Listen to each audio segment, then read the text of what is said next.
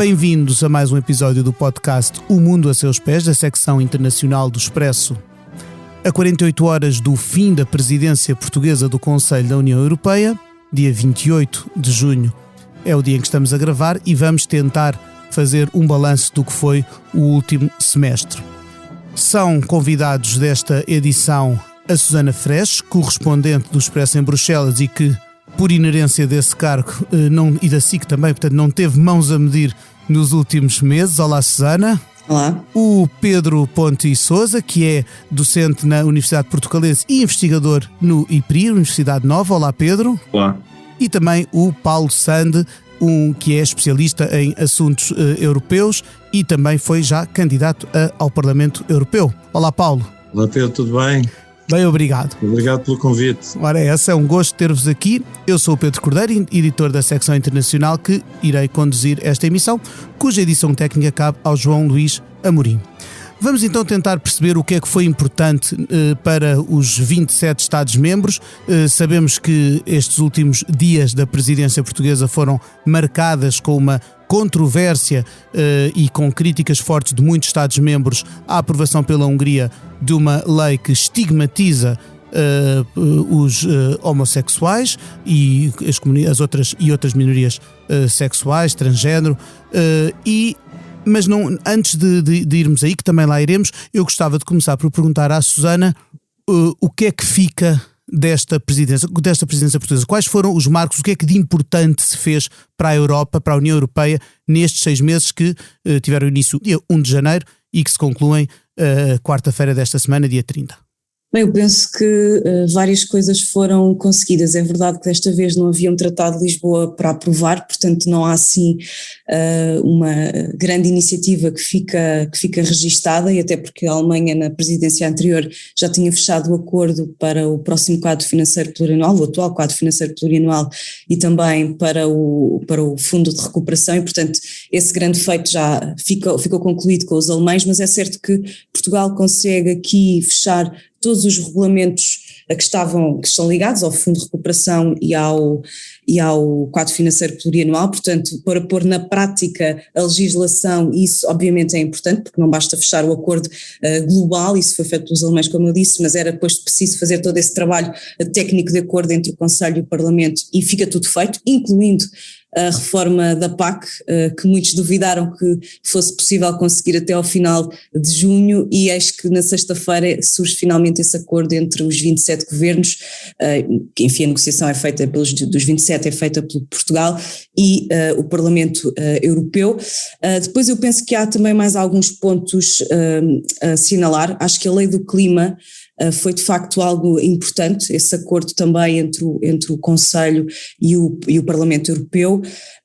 Há o certificado digital Covid, que é certo que há aqui um tempo recorde. Eu nunca tinha visto nada ser aprovado tão rápido, nunca tinha visto uma proposta da Comissão surgir e 2 meses depois o Parlamento e o Conselho já estavam de acordo, o que mostra que quando há vontade política e quando os países querem alguma coisa conseguem, não é preciso andar a arrastar durante anos como acontece com outros dossiês. Porém, tenho algumas dúvidas do que é que este certificado digital Covid vai dar, porque vemos agora que vai entrar em vigor e os portugueses querem ir, e os alemães querem andar entre Portugal e a Alemanha, de pouco servirá para já nestes primeiros 15 dias este certificado digital, vamos ver o que é que vai dar, mas pelo tempo recorde em que foi negociado, acho que há que dizer chapeau.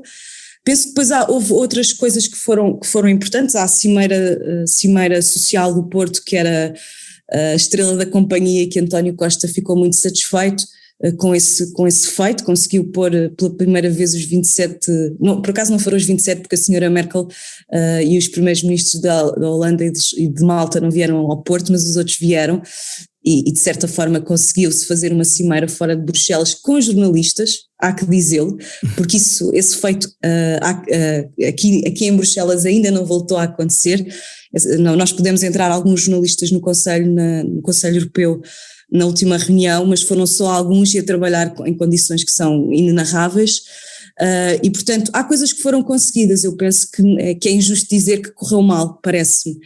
Não queria ser eu a estar aqui a fazer grandes elogios, só estou a assinalar as coisas que foram conseguidas. Depois há outras que obviamente não foram, por exemplo, a questão do pacote das migrações não avançou. Pura e simplesmente houve algumas coisas que foram feitas em termos da Agência Europeia de Asilo, ou transformá-la numa verdadeira agência, isso avançou um pouquinho, mas o grosso das migrações não avança para lado nenhum, portanto vai rolando de presidência em presidência. Também, por exemplo, ao abrigo do artigo 7º, é verdade que a discussão sobre a Hungria e a Polónia continuarem a pisar o risco, a linha vermelha do Estado de Direito, há que dizer que já houve uma primeira audição agora em junho e isso a presidência conseguiu, mas a questão é para onde é que isto vai, continuamos a não saber.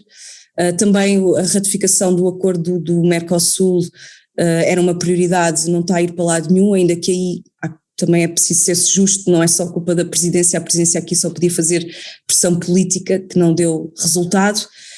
E depois há obviamente outras coisas, se quiseres, não sei se entretanto os outros convidados também querem dizer. É isso, vamos continuar a abrir o diálogo e podemos voltar a alguns destes assuntos.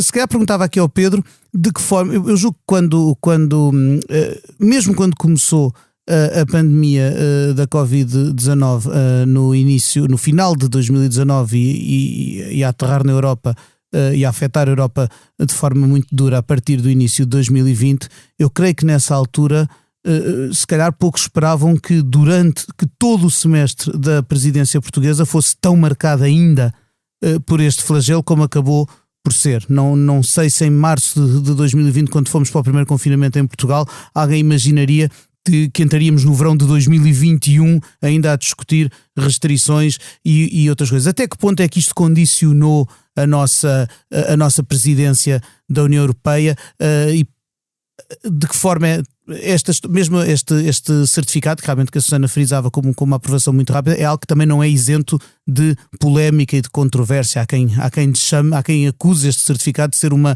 nova forma de apartheid na Europa, inclusive. De que forma é que a pandemia marcou e condicionou a presidência portuguesa? Eu acho que, aliás, esse é para mim, dos sucessos da presidência portuguesa, é que conseguiu não se enterrar na lama da pandemia, ou seja, tinha, como acabávamos de discutir, e a Susana apresentou muito bem uma série de prioridades, de objetivos a cumprir que evidentemente foram atrapalhados, condicionados pela pandemia, e de certa forma conseguiu chegar aos seus objetivos. Alguns foram mais limitados, não é? A própria Cimeira Social teve aquelas dificuldades que já se contaram, a Cimeira UE-Índia, que foi bastante complicada pela pandemia, mas de uma forma geral esse parece-me até dos maiores sucessos, que foi não se deixar arrastar pela pandemia, não conseguir levar a cabo os seus objetivos, aquilo que tinha previsto, e fechar dossiês, completar dossiês, apesar da pandemia. Esse foi dos elementos mais significativos. Aliás, como a Susana também apresentava, mesmo na pandemia, apesar de, como é óbvio, o maior papel estar nos próprios Estados-membros e até na Comissão, não é? Com a questão da centralização da aquisição das vacinas, Portugal teve um papel, por exemplo, relevante na questão do passaporte. Acho que também outro dos grandes pontos que nós vamos identificar é que cada vez mais nós só vamos conseguir medir o impacto ou a qualidade, como quisermos chamar, das presidências, mais a médio ou a longo prazo do que estávamos habituados a fazê-lo. Isto porque todos estes elementos que nós vemos, ou seja, de dossiês fechados, podem ser vitórias imediatas, não é? Mas ao mesmo tempo nós vamos demorar mais tempo a perceber os seus resultados efetivos, a sua implementação, e um bom exemplo é justamente a questão do passaporte. Não sei se seria possível que Portugal tivesse feito mais relativamente à dimensão da saúde com a presidência. Isto porque, a certa altura, a própria Angela Merkel sugeriu que a presidência portuguesa reforçasse a União Europeia da Saúde, mas não existe provavelmente uma União Europeia da Saúde, ou seja, não há os elementos de integração europeia relativamente à saúde são muito escassos, não é? Entre eles está o CDC europeu, digamos assim, não é? Ou seja, a Agência Europeia de Medicamento, mas são poucos os instrumentos, são poucas as ferramentas e não é fácil alterar isso. Ainda é tudo são competências muito nacionais ainda, não é?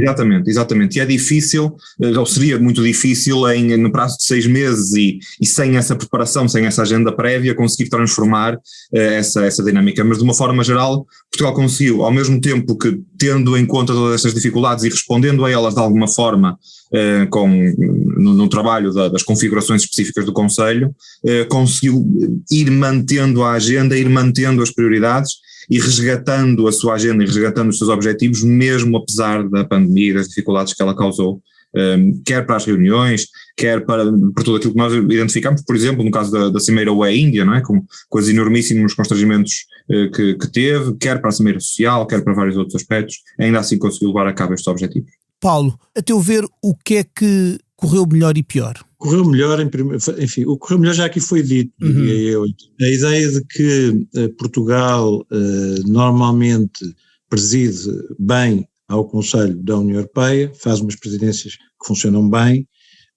essa ideia confirmou-se. As coisas correram bem, não há dúvida nenhuma que, ainda por cima em ambiente de pandemia, como aqui já foi dito pela Susana e pelo Pedro, é notável que tenha sido possível conduzir os trabalhos do Conselho da União Europeia e todos os trabalhos decorrentes disso, da forma como isso foi feito. Eu julgo que aquilo que correu mal é no fundo aquilo que não podia deixar de correr mal. Eu vou tentar fazer uma analogia difícil de fazer no dia de hoje, que é uma analogia com o futebol, só para dizer o seguinte: Portugal joga muito bem, mas não marca golos. Ou seja, correu muito bem a presidência portuguesa, mas não sei se marcámos golos. E eu também estou de acordo que só daqui a uns anos, infelizmente, no futebol é na própria noite. Nós aqui vamos ter que esperar algum tempo para perceber se de facto desta presidência sai alguma coisa que daqui a 1 ano, 2 anos ou 3 anos seja relevante e possa ser assinalado. É verdade, e isso também é muito português, nós olhamos para as 3 presidências anteriores de Portugal, feitas em circunstâncias diferentes, até do ponto de vista das competências do país em causa. Só recordar as datas: 1992, 2000 e 2007. Exato. Não, e a mudança do Tratado de Lisboa, que de facto retirou protagonismo a alguns líderes nacionais e, portanto, quer o Primeiro-Ministro, quer o Ministro dos Negócios Estrangeiros, por definição têm menos poder e menos exposição e menos notoriedade hoje, apesar de, por exemplo, também aí eu acho que conseguiram ter mais do que aquilo que seria previsível, confesso. Acho que vi António Costa conseguir coisas que se calhar outros primeiros-ministros e, enfim, chefes de executivos de outros países não conseguem durante a sua presidência. Isso também é habilidade portuguesa e isso funcionou bem. Portanto, eu diria que desse ponto de vista funcionou bem, foi uma boa presidência, não há dúvida, e, enfim, a Susana teve estes 6 meses a ocasião de ver o frenesim que de cada vez, eu como acompanhei as outras 3, esta é a 4ª, é aquela que eu acompanhei menos, também por razões do meu ofício, mas em todo o caso, repito, é aquela que me parece que vai deixar menos uma marca. Ou seja, não teremos marcado golo, e não teremos não é por nossa responsabilidade, é porque de facto não há golos a marcar. Este é um período quase de sobrevivência. Nós vivemos hoje na Europa, vivemos hoje no mundo, mas na Europa de forma muito marcada, tudo aquilo que tem a ver com a pandemia. E, enfim, falou-se aqui do certificado digital, é alguma coisa que só existe porque há pandemia, quer dizer, nós estamos aqui no fundo a assistir a respostas imediatas a situações muito concretas e muito difíceis de gerir. Agora, o que é que correu pior? Eu diria que há uma coisa que de facto correu muito mal e é uma coisa que me preocupa, e é algo que me preocupa muito quando se fala da Europa, e que tem a ver com também alguma coisa que aconteceu neste período, que é o futuro da Europa, o lançamento da discussão sobre o futuro da Europa. Porque evidentemente neste momento nós não sabemos bem qual é esse futuro, não sabemos, não conseguimos, não é previsível, não é fácil de definir. E pelo contrário, o que assistimos durante estes 6 meses, em alguns dos aspectos, digamos, do cimento desta construção europeia, é o seu delaçar. E isso é muito preocupante. Tu já falaste aí da questão desta discussão sobre os direitos LGBTI, portanto na questão da Hungria, a discussão sobre os direitos fundamentais, mas outros aspectos muito importantes. A Susana falou, e é muito importante, a questão das migrações. Já tinha sido um falhanço, era uma perspectiva da Merkel na sua presidência, também não conseguiu. Portugal voltou a não conseguir, e não conseguiu por uma razão muito simples, é que não é fácil de conseguir, porque tem a ver com esse cimento. E portanto, com o delaçar do cimento da integração europeia, da coesão dos Estados-membros, da coesão das sociedades europeias, nós estamos perante uma discussão que é uma discussão que obviamente não foi resolvida durante a presidência portuguesa, parece-me até que se aprofundou esse desentendimento ou essa incompreensão mútua ou entre várias fações, vários grupos que existem hoje neste processo, e isso preocupa-me muito. A questão, por exemplo, também, que também tem a ver com isso, da Rússia, foi aliás uma das questões centrais no último Conselho Europeu. Ou seja, a Europa neste momento olha para aquilo que a preocupa, que a ameaça, que a põe em causa e não sabe bem o que é que há de dizer e como é que há de responder a isso. Ou seja, não sabe bem que fim é que há de fazer a seguir. Falando aqui de golos e voltando a esta questão, pegando esta questão dos valores básicos, porque esteve aqui em causa na última semana, sobretudo, a lei aprovada pela Hungria, portanto, que é como a própria Presidente da Comissão Europeia não teve meias palavras em chamar-lhe uma vergonha, uma afronta aos valores básicos da União Europeia, e neste caso estava em causa de facto os direitos dos cidadãos LGBTI, mas no caso da Hungria, como também no caso da Polónia, como a Susana apontou há pouco, são países a quem inclusive foram abertos processos por causa de outros valores da União Europeia. Eu penso na independência da justiça, penso na independência da comunicação social, que são obviamente valores do Estado de Direito. A própria Eslovénia, que vai a partir de quinta-feira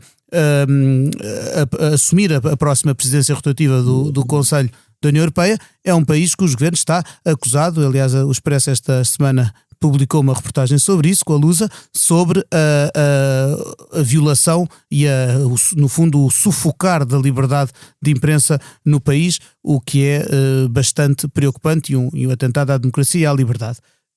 Eu esta semana li um artigo em que o Rui Tavares defendia que a presidência portuguesa podia marcar se calhar um golo, para pegar na analogia do Paulo, se na defesa desses mesmos valores abrisse um novo processo, propusesse a abertura de um novo processo à Hungria a propósito da lei que esteve a ser discutida. E é evidente que caiu mal junto de muita gente que Portugal não fosse um dos países a assinar a carta que muitos países, que a maioria dos países assinou contra aquela lei, com um pretexto que julgo que não terá convencido muita gente sobre uma obrigação de neutralidade. É muito estranho invocar-se uma obrigação de neutralidade quando se está a presidir a algo em defesa dos valores desse algo, que é a União Europeia. Portanto, eu perguntava-vos, a este nível, como é que se lida com países que, sendo membros da União Europeia, parecem negar, cujos governos parecem negar e espezinhar sem grande cerimónia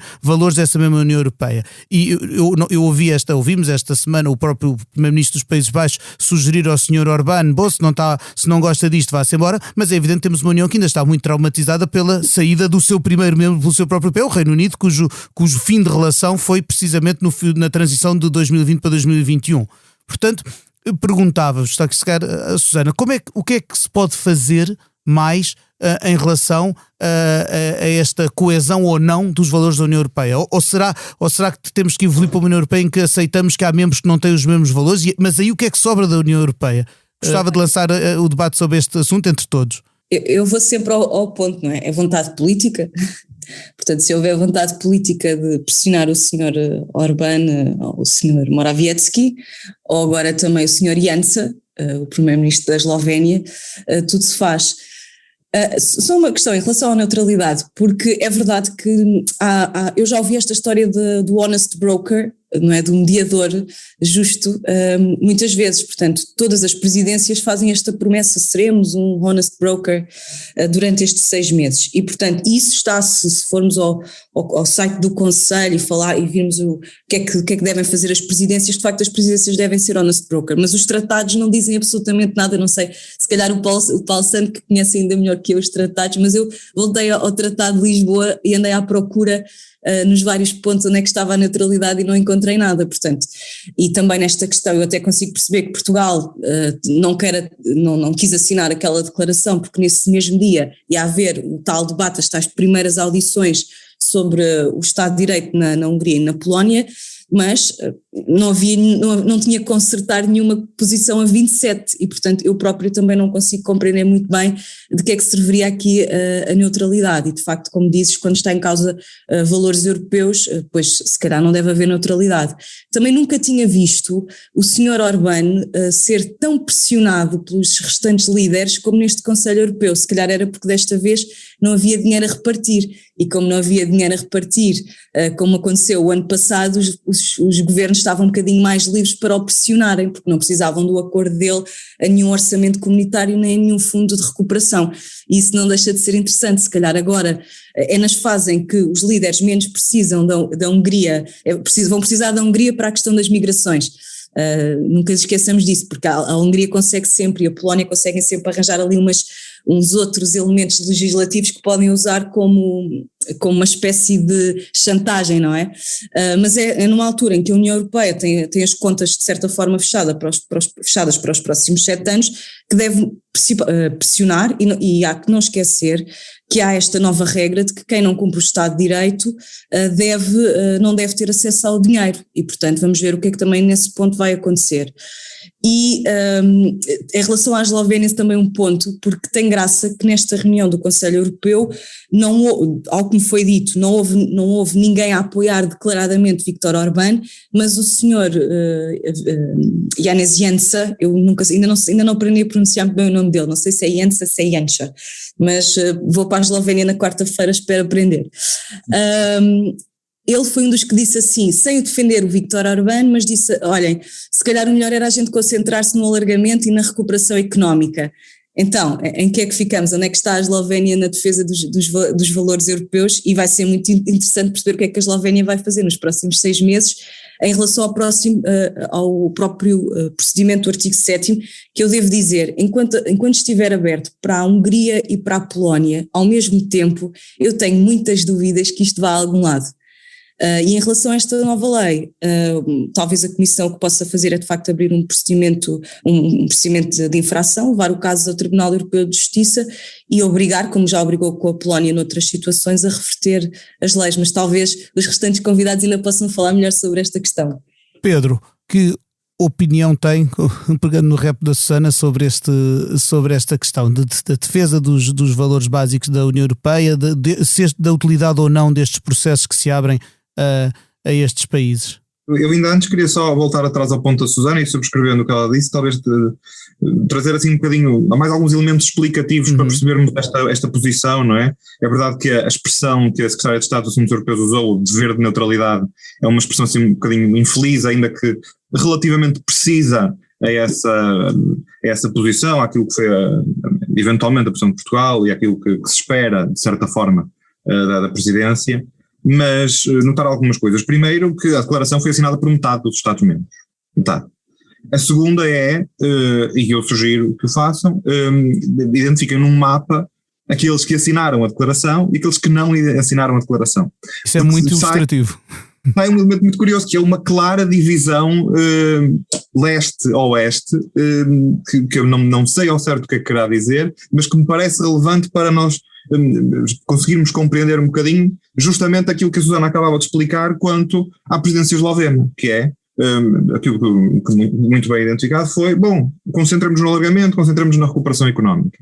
E isso dá uma indicação daquilo que poderá ser não só a presidência eslovena nos próximos 6 meses, mas também uma certa posição mais a leste relativamente a estas questões, não propriamente contrária a esta abertura do procedimento, ou o que quer que seja, mas com menos vontade, com menos disponibilidade de fazer este assunto avançar e com outras prioridades, com outras preocupações claramente na agenda. Para Portugal especificamente, parece-me que o que poderá, ou seja, nós estamos na compensação, não é? Já praticamente da presidência e portanto parece-me que justamente poderá ter sido isto, há aqui uma série de dossiês para encerrar.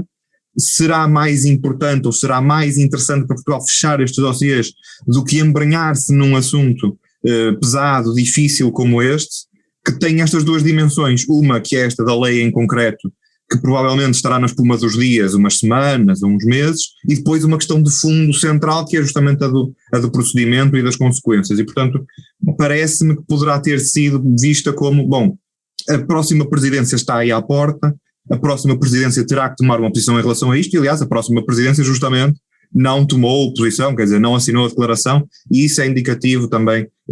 Queria só trazer estes elementos para explicar um bocadinho a nossa análise, para percebermos estes matizes antes de uma imediata condenação. Lá está, mais uma vez, na linguagem futebolística, parece-me que Portugal empatou, não é? Empatou no sentido de que, por um lado, todo este dever de neutralidade, toda essa posição inicial, mas depois aquele recuar, mais claramente, Augusto de Silva e sobretudo o primeiro-ministro António Costa claramente identificarem, aliás até houve aquele pino na lapela, não é, à chegada, isso identificou um bocadinho, bom, quanto a direitos fundamentais nós estamos esclarecidos e temos uma posição inequívoca.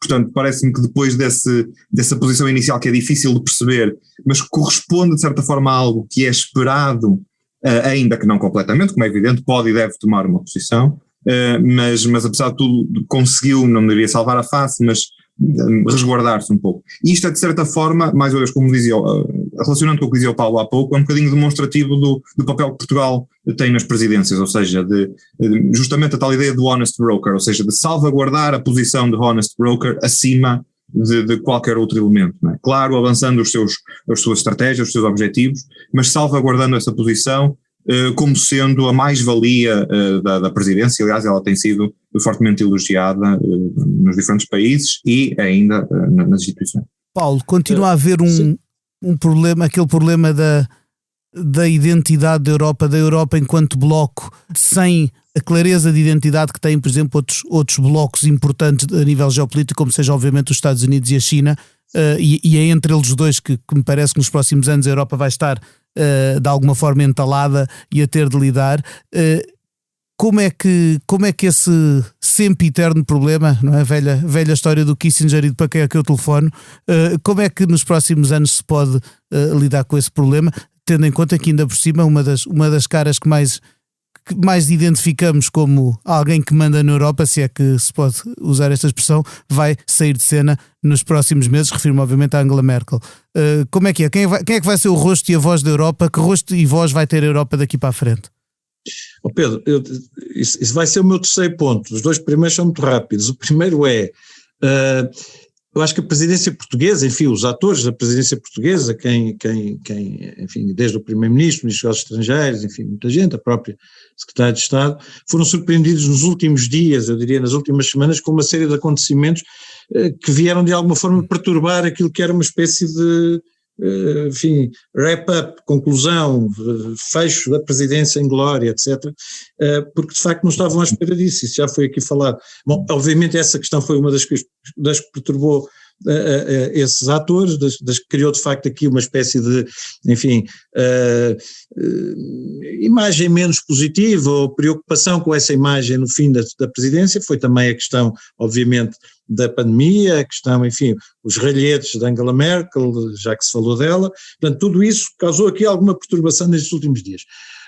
Em segundo lugar, e só para referir isso, porque tem a ver também com a terceira parte, a questão dos princípios e dos valores europeus é crucial. Isto parece uma pequena questão, no fundo, porque é que estamos aqui a perder tempo com isto, ou porque é que isto é tão importante, ou ganhou esta dimensão. Este último Conselho Europeu, também já aqui foi dito, neste último Conselho Europeu, a Susana disse no início, assistimos a coisas que nunca tínhamos assistido. Eu sei que Mark Rutte tem um bocadinho esta tendência a dizer coisas, aliás os holandeses em geral, faz parte da natureza deles, dizem as coisas de uma forma às vezes um bocadinho, enfim, perdoa-me a expressão, não sei como é que isto se traduz em holandês, abrutalhada, e portanto dizem coisas que chocam os outros, não é? Bom, se não estão cá bem, vão-se embora.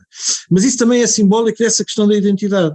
E essa questão da identidade tem a ver com os valores europeus. Aquilo que faz de nós o que somos, aquilo que faz da Europa o que é, neste projeto, que é um projeto que continua a ser, para o bem e para o mal, um projeto extremamente frágil por um lado, extremamente ambicioso por outro, porque quer dizer, não há nada mais ambicioso do que pedir a 27 potências, 27 poderes, de diferente dimensão e diferente capacidade, prescindam desses poderes e que digam, vamos fazer tudo em conjunto, há aqui um interesse comum, vamos identificá-lo, desde logo não é fácil. Somos aos tratados também, não está lá, não é claríssimo, não é muito claro o que é que são os interesses comuns, há muitas políticas comuns, há objetivos, que aliás foram transformados em factos, que também não são, mas enfim, tudo isso tem a ver com os tratados, não é? Agora, se deixarmos de lado aquilo que verdadeiramente faz de nós o que somos, que é uma democracia liberal, ou um conjunto de democracias liberais, no sentido da liberdade, no sentido da democracia formal e da democracia substancial. O que está em causa, em alguns desses países, é justamente esta dupla democracia liberal, este conceito, que é um conceito que é relativamente fácil, está bem explicado na história europeia, na filosofia europeia, nas discussões, nos debates, enfim, em tudo aquilo que fez de nós o que somos, é uma democracia onde há valores. Se esses valores estão em causa, é toda a Constituição Europeia, todo o processo de integração europeia que está em causa. É a nossa identidade. Não é uma identidade igual às outras, nem nunca o será. Eu acho que não há nada pior para a Europa do que comparar-se com os Estados Unidos da América ou comparar-se com outra realidade qualquer. Não temos nada a ver com isso. Isto é uma realidade completamente nova. Eu acho que é preciso mantermos o foco nisto. Nesta realidade há de facto divisões claras. E essa divisão de que falaram, porquê? Porque concentrarmos no alargamento agora, quando uma das razões, e eu acho que isto, enfim, podíamos depois entrar nesta discussão, mas não há tempo, nem é esse o objetivo desta nossa conversa. Mas, de facto, nós sabemos hoje que o alargamento é um dos responsáveis pela perda de coesão do tal cimento europeu. Bom, das duas uma, ou nos concentramos em refazê-lo, e isso implica perceber o que é que somos, como é que somos, quais são os nossos valores e como é que os defendemos. Se os nossos valores, a tal democracia que já não é liberal, Orbán disse-o, o que ele defende é uma democracia iliberal. Mas eu julgo que também foi Presidente da República Portuguesa que também terá dito aqui há uns meses, disse, não, isso de democracia liberal não existe. Uma democracia ou é liberal ou não é. Portanto, se não se defender isso, isto de facto surpreendeu a presidência portuguesa, mas repare, a questão russa é um bocadinho a mesma coisa. Porque é verdade, e aí já mudamos de geografia, e aí já temos uma geografia diferente, porque aí são alguns países do Ocidente, da tal divisão, que no fundo querem lidar mais, querem resolver o problema com a Rússia com menos sanções e com mais negociação. Bom, será isso possível também? Também são aqui questões dessa natureza em causa. Pronto, portanto, em suma, é fundamental, o que define a nossa identidade também é essa questão dos valores, dos princípios que defendemos, da democracia liberal.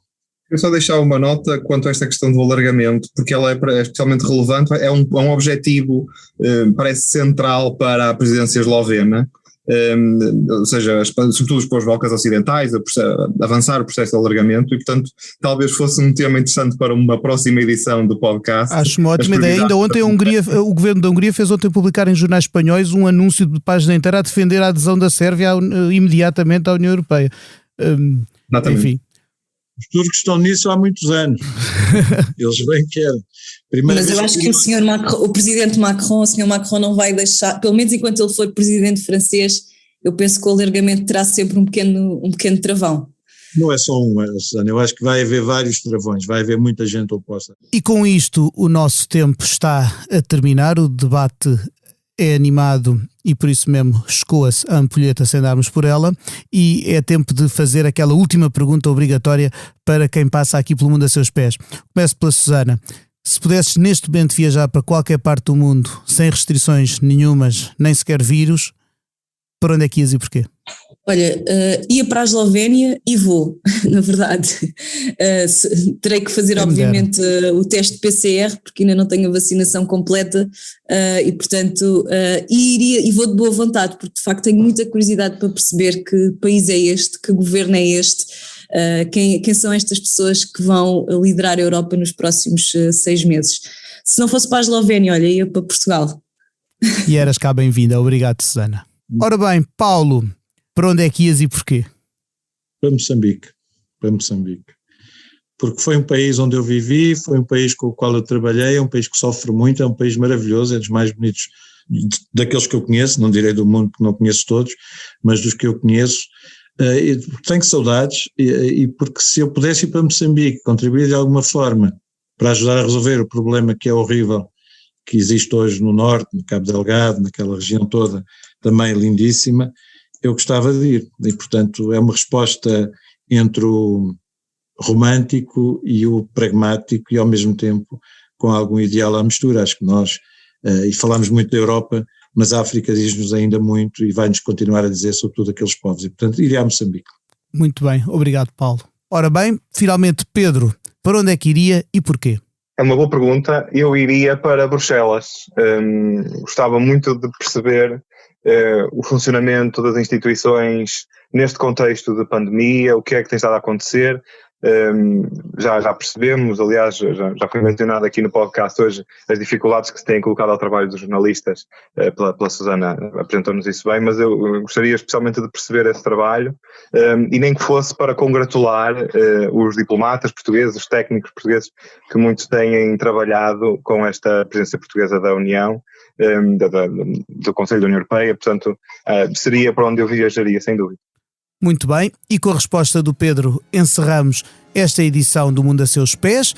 Quero agradecer aos 3 convidados, a Susana Freixo, o Paulo Almeida Sando, o Pedro Ponte Sousa, ao João Luís Amorim, que assegurou a edição técnica, e a si, que esteve desse lado a ouvir-nos. Voltamos daqui a 2 semanas com outro assunto. Para a semana está aqui a Cristina Pérez com o África Agora. Obrigado e até lá.